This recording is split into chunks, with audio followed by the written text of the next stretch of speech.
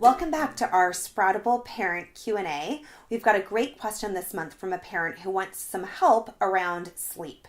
You are not alone. This is one of the most common questions we get, is to have a 3-year-old, even 4, 5, 2-year-old, who is stalling at bedtime, that it takes so long to implement the routine, and that once you've put your little kid to sleep, that she keeps toddling out wanting one more thing, 2 more things, 3 more things. So how do we tighten up that routine, and how do we keep them in bed once they've been tucked in?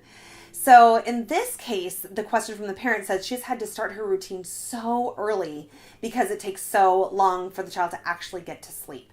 So I have 2 answers for this. One is prevention and one is intervention. So let's talk about the prevention piece. Number 1 is that it's okay to change up the routine. So really look at, is your routine still stuck from when she was 2? Does it need to be refreshed with a 3-year-old's mindset? And really making it with her, saying, okay, what are all the things that we need to add in? So these might be the extra things that she keeps coming out for at the end.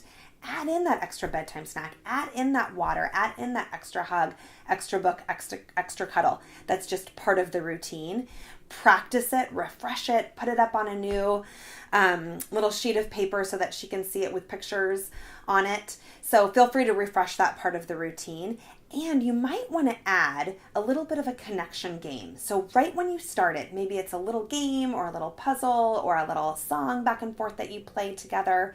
Because that way when you're connected, she doesn't feel like the whole rest of the routine is one long goodbye. She's gotten that extra little connection piece and doesn't feel like she's clinging to it for the rest.